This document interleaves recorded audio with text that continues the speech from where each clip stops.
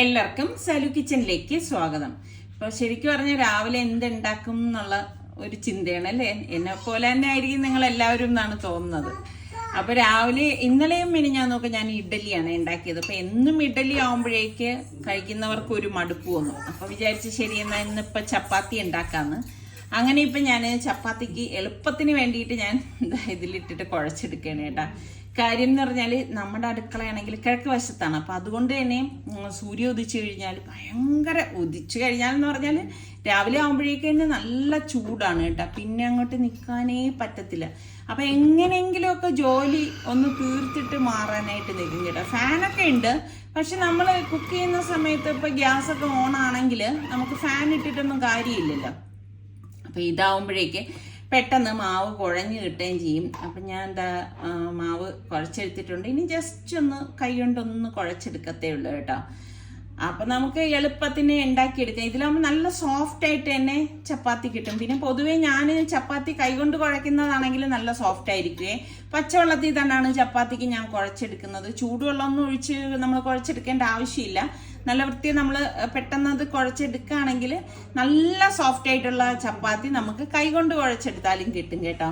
അപ്പം മാവ് കുഴച്ചെടുത്തത് ഞാൻ റെസ്റ്റ് ചെയ്യാനായിട്ട് മാറ്റി വെച്ചിട്ടുണ്ട്. എപ്പോഴും നമ്മളൊരു അരമണിക്കൂറെങ്കിലും റെസ്റ്റ് ചെയ്യണമല്ലോ. പിന്നെ ഞാൻ ആ സമയം കൊണ്ട് കറി ഉണ്ടാക്കാൻ എഴുതിയിട്ട് കുറച്ച് വെജിറ്റബിൾസ് ഒക്കെ കട്ട് ചെയ്തെടുത്തുകൊണ്ട് വന്നിട്ടുണ്ട്. കോളിഫ്ലവർ ഞാൻ തിളച്ച വെള്ളത്തിലിട്ടിട്ട് 5-10 മിനിറ്റ് ഇട്ടിട്ട് വാഷ് ചെയ്ത് എടുത്തുകൊണ്ട് വന്നതാണ് കേട്ടോ. പിന്നെ നമുക്ക് പൊട്ടറ്റോ വേണം, ഗ്രീൻ പീസ് വേണം, പച്ചമുളക്, ക്യാരറ്റ്, ഇത്രയാണ് ഞാൻ എടുത്തിരിക്കുന്നത്. അപ്പോൾ ആ വെജിറ്റബിൾസ് എല്ലാം ഞാൻ എളുപ്പത്തിന് വേണ്ടിയിട്ട് പ്രഷർ കുക്കറിലേക്ക് ഇട്ട് കൊടുക്കുകയാണ് കേട്ടോ. ഇനി നമുക്ക് കുറച്ച് വെള്ളം കൂടി വേണം. അതിന് മുൻപ് ഞാൻ എന്താ ഒരു 1/4 ഗ്ലാസ്സിൽ താഴെയാണ് സാമ്പാർ പരിപ്പ് എടുത്തിട്ടുണ്ട്. അതും കൂടി ഇട്ട് കൊടുക്കണേ. നല്ല അടിപൊളി കറിയാണ് ഉണ്ടാക്കുന്നത്. അപ്പോൾ ഈ രീതിയിൽ നിങ്ങൾ ഉണ്ടാക്കിയിട്ടില്ലെങ്കിൽ ട്രൈ ചെയ്ത് നോക്കണം കേട്ടോ. എന്നിട്ട് നമുക്ക് അതിലേക്ക് പാകത്തിനുള്ള ഉപ്പും കൂടി ഇട്ട് കൊടുക്കാം. കുറച്ച് വെള്ളം കൂടി ഒഴിച്ചു കൊടുക്കാമേ. ഇത് ഞാൻ ഒഴിച്ചുകൊണ്ടിരിക്കുന്ന സമയത്ത് പെട്ടെന്ന് വെളിയിൽ ഭയങ്കര ഒരു സൗണ്ട് കേട്ടോ. അപ്പം ഞാൻ ഇത് അടുപ്പത്ത് വെച്ചിട്ട് നോക്കാമെന്ന് കരുതിയ മഞ്ഞപ്പൊടിയും കൂടി ഇട്ട്. അപ്പം എന്താണ് ശബ്ദം എന്ന് എനിക്ക് മനസ്സിലാവണില്ല. ഭയങ്കര സൗണ്ടാണ് കേട്ടത്. അങ്ങനെ ഞാൻ പെട്ടെന്ന് വെളിയിൽ വന്ന് നോക്കിയപ്പോഴേക്കോട്ട് റബ്ബേ ആ സിമെന്റ് ബോർഡ് മൊത്തം തറയെ വീണതാണ് കേട്ടോ. അപ്പം മോളെടുത്ത് പറഞ്ഞ് ഇതെടുത്ത് ചാക്കിലേക്ക് ആക്കാനായിട്ട് പറഞ്ഞിരിക്കുകയാണ്. തലനാരി ഇഴക്കി രക്ഷപ്പെട്ടു എന്ന് തന്നെ പറയാം. കാര്യം എന്താണെന്നറിയോ, ഞാൻ എപ്പോഴും ഇവിടെ തുണി നനയ്ക്കാൻ വന്ന് നിൽക്കുന്നതാണ് കേട്ടോ. തുണി നനയ്ക്കാനും അല്ലെങ്കിൽ എൻ്റെ വലിയ പാത്രമൊക്കെ ഉണ്ടെങ്കിൽ അതൊക്കെ ഞാൻ ഇവിടെ കൊണ്ടിട്ടാണ് കഴുകുന്നത് കേട്ടോ. അങ്ങനെ വന്ന് നിൽക്കുന്ന ഒരു സ്ഥലമാണ്. എപ്പോഴും മിക്കവാറും ഞാൻ ഇവിടെയൊക്കെ തന്നെ കാണും. അപ്പം നിസാറിക്ക് പറയായിരുന്നു, പടച്ചോൻ കാത്തെന്ന് പറഞ്ഞാൽ മതി. കാരണം ഇത് നമ്മൾ വിചാരിച്ചിരിക്കാതെ ഇത് വന്ന് താഴെ വീണതല്ലേ. ഇത് കണ്ടോ, ആ ഒരു മതിലിന്റെ മുകളിലാണ് ഈ ഒരു ബോർഡ് വെച്ചിരുന്നത് കേട്ടോ. അപ്പൊ അത് സേഫ് അല്ല എന്ന് ഇപ്പൊ മനസ്സിലായി. എന്തായാലും പിന്നെ ഞാൻ എന്താ മോളുടെ അടുത്ത് പറഞ്ഞത് മാറ്റി വെക്കാൻ പറഞ്ഞു. അടുക്കളയിലേക്ക് എത്തിയിട്ട് തേങ്ങയും വലിയ ജീരകം, ചെറിയ ജീരകം, ഒരു ചെറിയ പീസ് പട്ട, പിന്നെ 3-4 വെളുത്തുള്ളി അല്ലി, ഒരു പീസ് ഇഞ്ചി, ഈ ഒരു കറിക്ക് വേണ്ടിയിട്ടുള്ള അരപ്പാണേ, ഒരു പച്ചമുളക്, പിന്നെ ഈ പോപ്പി സീഡില്ലേ, കശ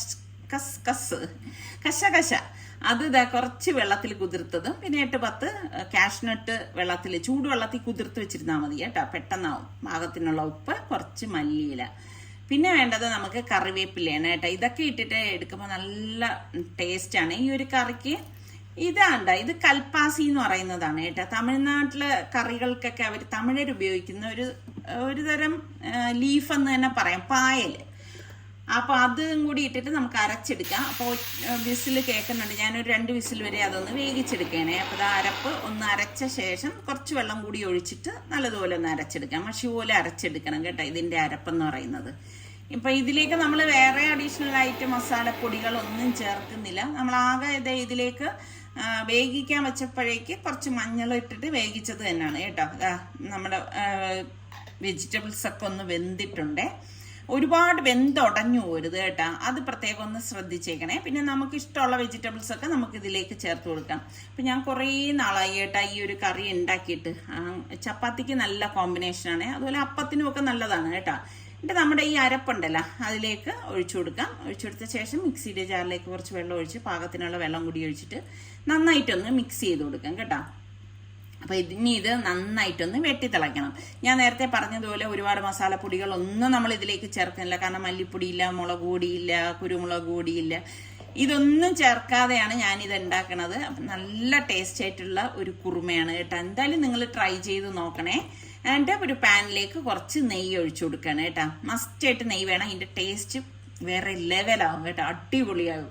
കുറച്ച് വെളിച്ചെണ്ണയും കൂടി ചേർത്ത് ഒഴിച്ച ശേഷം നമുക്ക് കടുകിട്ട് പൊട്ടിച്ചു കൊടുക്കാം കേട്ടോ. ഇനി കടുകൊന്ന് പൊട്ടി വരുമ്പോഴേക്ക് നമുക്കിതിലേക്ക് ചെറിയ ജീരകമില്ലേ, ക്യുമിൻ സീഡ്, അത് കുറച്ചിട്ട് കൊടുക്കാം. പിന്നെ നമ്മുടെ വറ്റൽ മുളക് ഇട്ട് കൊടുത്ത ശേഷം കുറച്ച് കറിവേപ്പിലയും കൂടി ഇട്ടിട്ട് നമ്മൾ ഈ വേവിച്ച് വെച്ചിരിക്കുന്ന, അതായത് തിളപ്പിച്ച് വെച്ചിരിക്കുന്ന ഈ ഒരു കറി ഉണ്ടല്ലോ, അത് ഇതിലേക്ക് ഒഴിച്ചു കൊടുക്കാം കേട്ടോ. അപ്പം ഇതൊക്കെ ചേർത്ത് ഇനി നല്ല ഒരു തിള കൂടി വരട്ടെ. അപ്പോഴേക്ക് നമ്മളുടെ ഈ ഒരു വെജിറ്റബിൾ കുറുമ റെഡി ആയിട്ടുണ്ടാവും. നല്ല ടേസ്റ്റാണ്. ഇപ്പം ചപ്പാത്തി മാത്രമല്ല കേട്ടോ, നമ്മൾക്ക് ഇതുപോലെ പൊറോട്ടയൊക്കെ വാങ്ങിക്കുന്ന സമയത്ത് കഴിക്കാൻ പറ്റിയൊരു കുറുമ തന്നെയാണ് കേട്ടോ. അപ്പം എന്തായാലും നിങ്ങൾ ട്രൈ ചെയ്ത് നോക്കിയിട്ട് എനിക്ക് ഫീഡ്ബാക്ക് തരണം എങ്ങനെ ഉണ്ടായിരുന്നു എന്നുള്ളത്. അപ്പം ഞാൻ ഇപ്പൊക്കെ നോക്കി എല്ലാം പാകത്തിനുണ്ട്, നല്ല ടേസ്റ്റ് കേട്ടോ.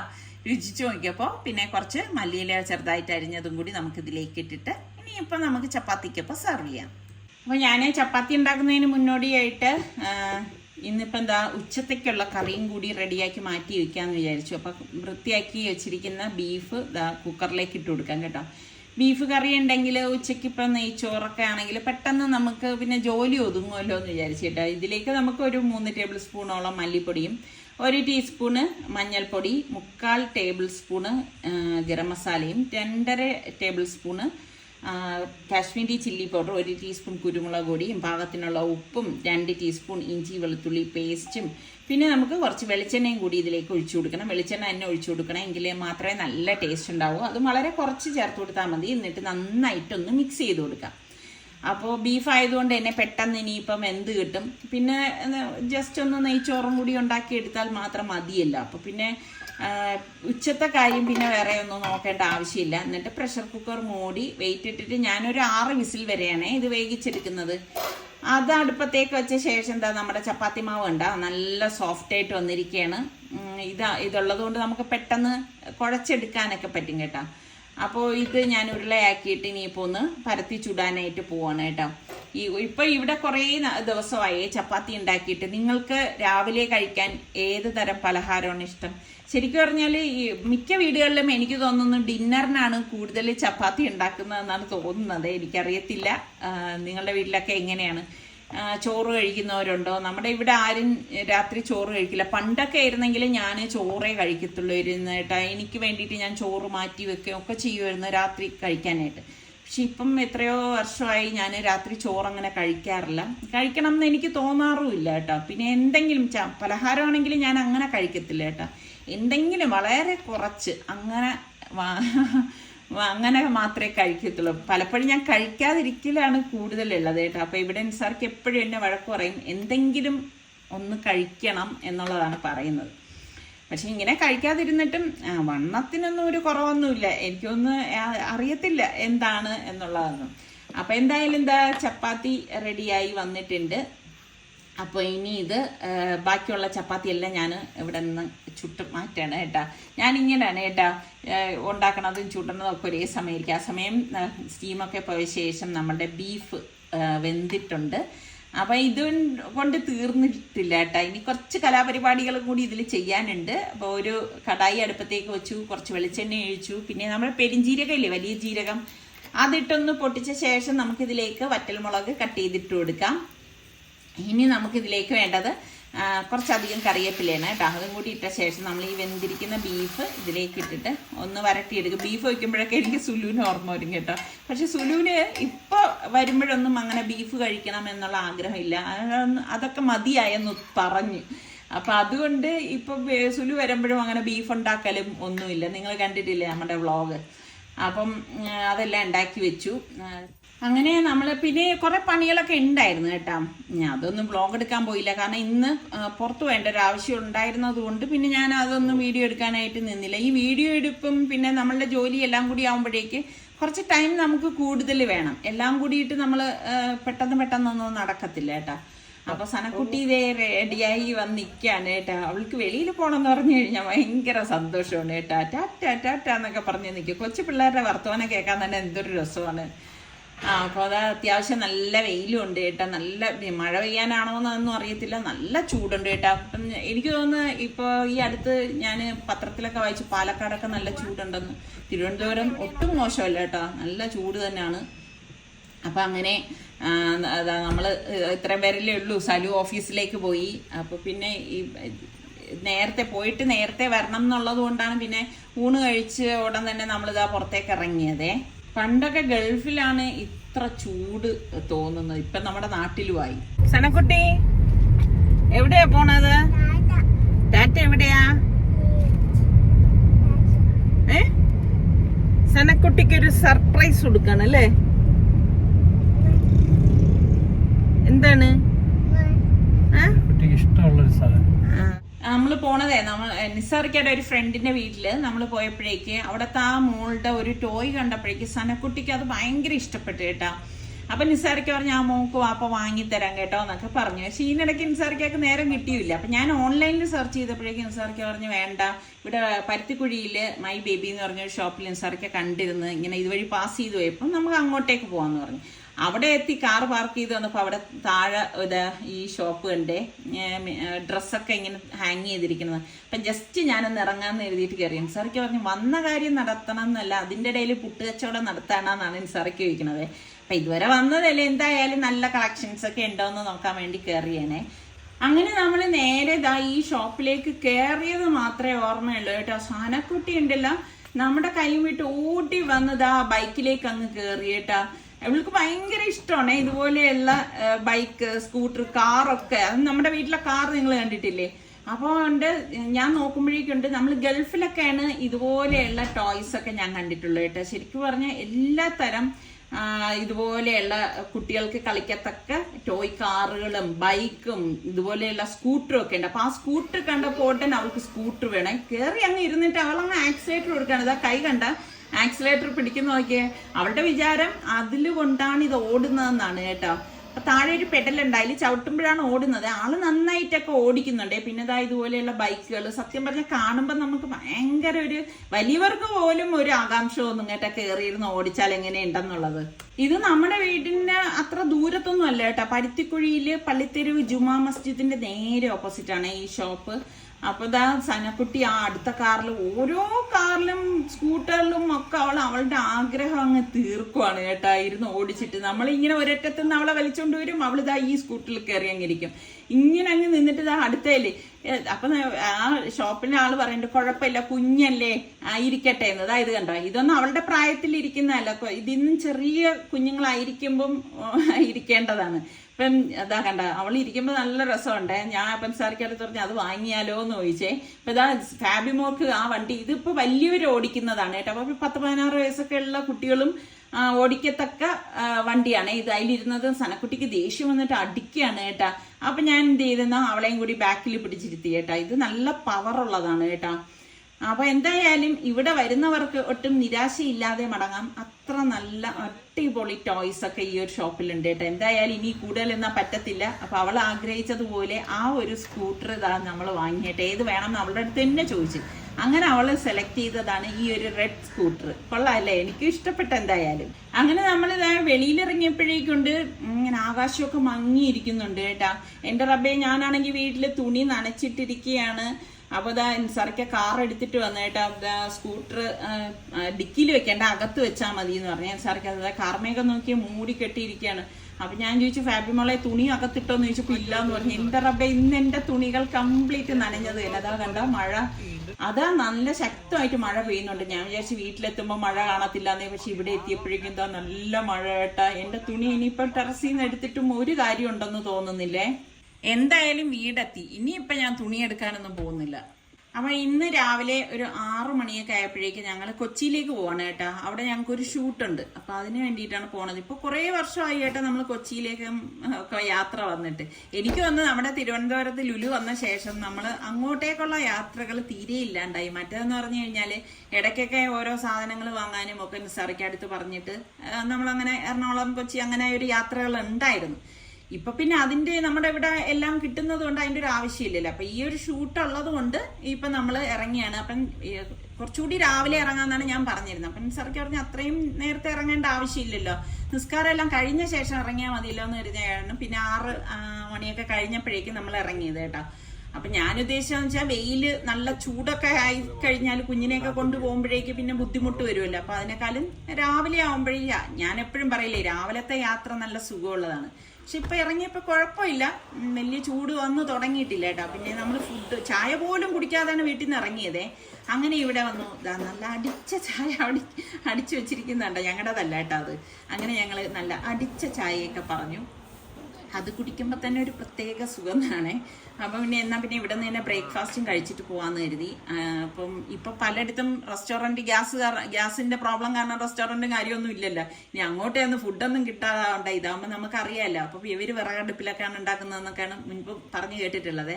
അങ്ങനെ ഇവിടെ നല്ല അപ്പവും കടലക്കറിയും നിസാറിക്ക മുട്ടക്കറിയും കണ്ടാണ് വാങ്ങിച്ചതൊക്കെ കഴിച്ചു കഴിഞ്ഞിട്ട് ഞങ്ങളിപ്പം വീണ്ടും നമ്മളുടെ യാത്ര തുടർന്നു കേട്ടോ. സനക്കുട്ടിക്ക് ശരിക്കും പറഞ്ഞാൽ ഭയങ്കര ഒരു എക്സൈറ്റ്മെന്റ് ആയിരുന്നു കേട്ടോ. നമ്മളിങ്ങനെ കാറിലൊക്കെ പോയി ഓരോ കാര്യങ്ങളൊക്കെ കാണുമ്പോഴും ഒക്കെ അവർക്ക് അറിയാൻ തോന്നുന്ന ഒരു ദീർഘദൂര യാത്രയാണ് നടത്തുന്നതെന്ന്. അപ്പം ഞാനാണെങ്കിൽ ഇപ്പൊ ഷൂട്ടിന് എല്ലാ ഡ്രസ്സൊക്കെ നമ്മൾ സെപ്പറേറ്റ് ചെയ്താണ് ഞാൻ കൊണ്ടുവന്നത് കേട്ടോ. കാരണം വീട്ടിൽ നിന്നേ ഇട്ടിട്ട് വന്നു കഴിഞ്ഞാൽ പിന്നെ അത് ശരിയാവത്തില്ല. അങ്ങനെ പിന്നെ ഇവിടെ ഒരു ഹോം സ്റ്റേയിൽ വന്നു. പിന്നെ ഒന്ന് ഫ്രഷ് ആയിട്ട് നമ്മൾ ഡ്രസ്സൊക്കെ ഒന്ന് ചേഞ്ച് ചെയ്തിട്ട് പോകാൻ കരുതി. അപ്പൊ നല്ല ഫ്രഷ് ആയിട്ടൊക്കെ ഇരിക്കുമല്ലോ. അല്ലാതെ നമ്മൾ ഇത്രയും ദൂരം യാത്രയുണ്ട്, വീട്ടിൽ നിന്നേ നമ്മൾ ഡ്രസ്സൊക്കെ ചേഞ്ച് ചെയ്തിട്ട് വരികയാണെങ്കിൽ ഭയങ്കര ബുദ്ധിമുട്ടായിരിക്കും. പ്രത്യേകിച്ച് മോളെ കുഞ്ഞുമൊക്കെ അവളെയൊക്കെ കൊണ്ടുള്ളൊരു യാത്രയല്ലേ, അറിഞ്ഞൂടെ കുഞ്ഞുങ്ങളെയൊക്കെ കൊണ്ട് നമ്മൾ യാത്ര ചെയ്യുമ്പോഴേക്ക്. പിന്നെ കുറച്ചൊന്ന് നടുന്നവർക്കാം എന്നൊക്കെ കരുതിയിട്ടാണ് അങ്ങനെ ഇവിടെ വന്നു. അപ്പൊ പിന്നെ നമ്മുടെ ഈ ലഗേജ് ഒക്കെ ഇതാണ് കേട്ടോ. അപ്പൊ നമ്മള് ഒറ്റയ്ക്കാണ് ഇപ്പൊ ഞാൻ നിസാർക്കായാണ് വരുന്നതെങ്കിൽ നമുക്ക് ഇതൊന്നും പ്രശ്നമല്ല. പക്ഷെ ഇവരൊക്കെ എല്ലാവരും കുഞ്ഞുങ്ങളും ഒക്കെ ഉള്ളപ്പോഴേക്ക് നമുക്ക് ഈ പറഞ്ഞ മാതിരി എല്ലാം സെറ്റപ്പ് ആക്കി തന്നെ വന്നാലേ പറ്റത്തുള്ളൂ. അങ്ങനെ ഇപ്പം ഡ്രസ്സൊക്കെ ചേഞ്ച് ചെയ്തു നിസ്കരിച്ച് ഒക്കെ കഴിഞ്ഞിട്ടാണ് ഇപ്പൊ നമ്മള് ഇവിടെ നിന്നാണ് പുറപ്പെടുന്നത് കേട്ടോ. അപ്പൊ നമ്മൾ ഈ ഷൂട്ട് നടക്കുന്നത് താജ് മലബാറിൽ വെച്ചിട്ടാണ് കേട്ടോ. അപ്പൊ അത് നമ്മൾ ഇപ്പൊ വന്നിരിക്കുന്ന ഹോം സ്റ്റേയും അതിനടുത്ത് തന്നെയാണ്. അപ്പൊ അതുകൊണ്ട് പിന്നെ വലിയ പ്രശ്നങ്ങളൊന്നുമില്ല. മുമ്പൊക്കെ ആയിരുന്നെങ്കിൽ ഇതുപോലുള്ള യാത്രകളിൽ ഞാൻ സാറിക്കടുത്ത് ആദ്യം പറയും നമുക്ക് ലുലുവിൽ പോവാം, അവിടെ കറങ്ങാം, എന്നിട്ട് നമുക്ക് പിന്നെ ഇവിടെ വരാം. കാരണം അതിനുള്ള ടൈമൊക്കെ ഉണ്ടായിരുന്നു കേട്ടോ. പിന്നെ ഇപ്രാവശ്യം അങ്ങനെ ഒന്നും പറയാനായിട്ട് പോയില്ല. കാരണം അതൊന്നും വലിയ ലുലുവല്ലേ നമ്മുടെ തിരുവനന്തപുരത്തുള്ളത്. ഇനി എന്താണ് അവിടെ ചെന്ന് പ്രത്യേകിച്ച് കാണാനുള്ളത്? അതുകൊണ്ട് അതിൻ്റെ ഒന്നും ആവശ്യം ഉണ്ടായിരുന്നില്ല. അങ്ങനെ ഇപ്പം നമ്മളിപ്പം താജ് മലബാർ അവിടെ എത്തിയിട്ടുണ്ട്.